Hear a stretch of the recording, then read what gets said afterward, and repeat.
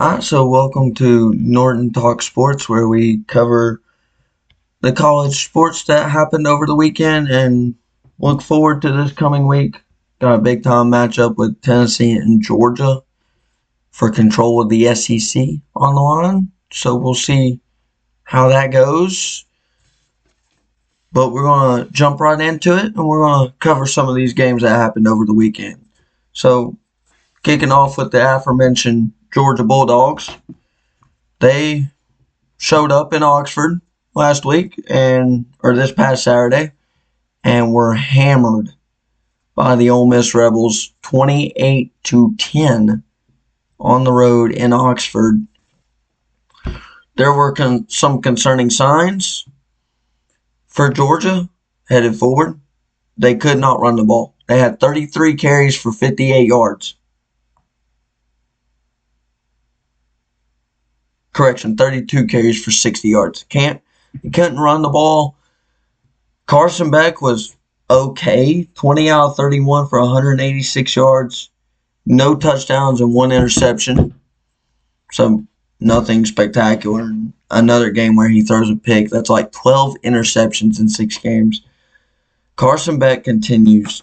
And I don't know what Georgia's going to do, but Carson Beck continues to make mistakes that just should not be made by a fifth-year quarterback. They shouldn't. Like, there's no excuse for him having 12 interceptions in 6 games. It's just not. Ole Miss, I thought, looked really good.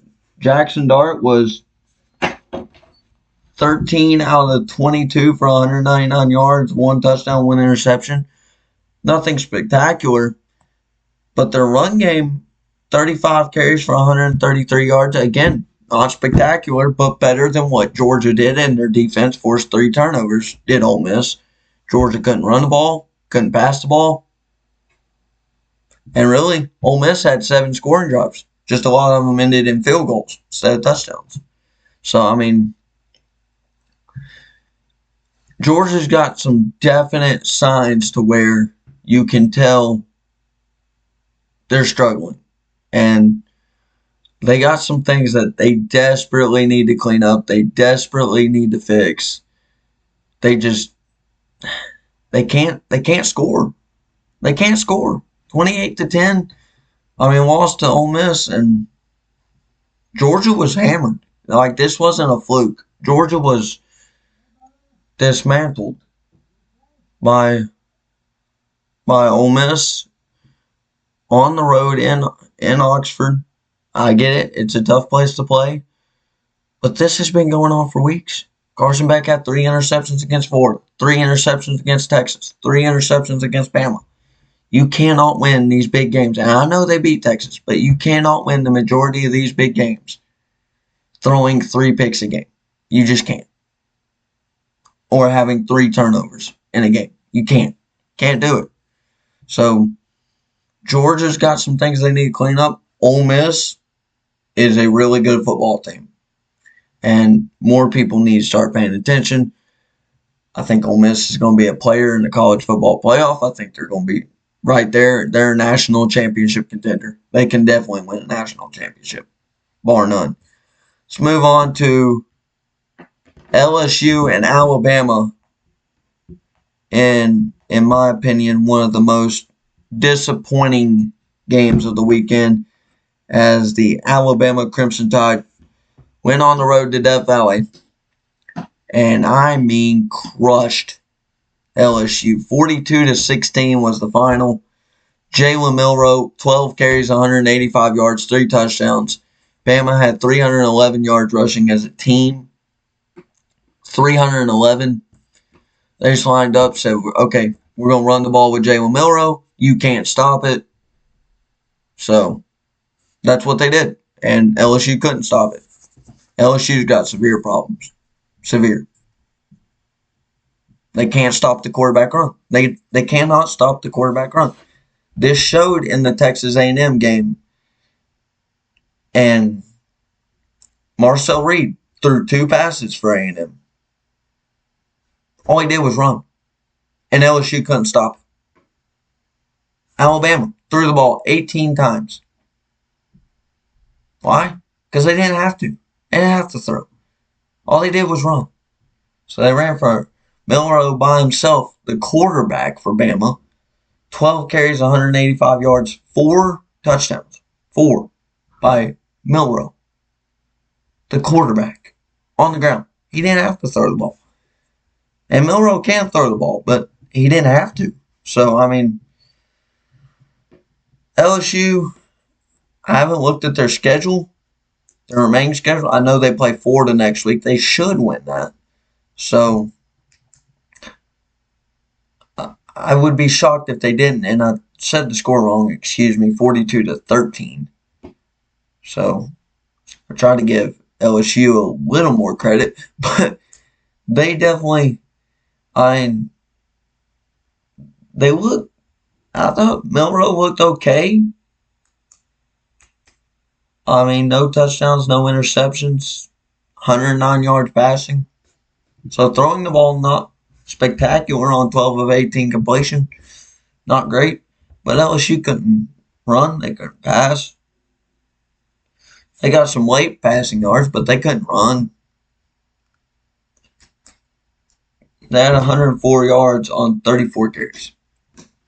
That's not great. So, yeah, that game was definitely. I had game day in town, night game in Baton Rouge. Bama had struggled on the road. Bama just came in and just trounced the Tigers. It wasn't even close. Let's go in order here. Miami.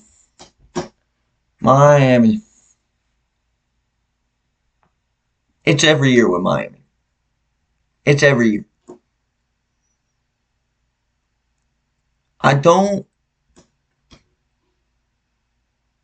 get it. Cam Ward is a really good quarterback. If Miami did not have him, they would have 3 or 4 more losses. Because they don't have a defense. Georgia Tech had 90 yards passing. They didn't throw the ball. 271 yards rushing. That's unacceptable. Miami has no defense. And they keep getting down in these games, and eventually it caught up with them. They could not come back in this one. They lose 28-23 going away to Atlanta, Georgia, and lost to Georgia Tech 28-23. Cam Ward, I thought, looked good. Everybody else, mediocre. No one's that good on Miami's roster. Not a soul. So, and then you got our last game we're going to talk about. You got Florida State went on the road to Notre Dame and lost 52-3. 52-3. Florida State falls to 1-9 on the year. It's not DJ Uiagalelei's fault anymore. It's not.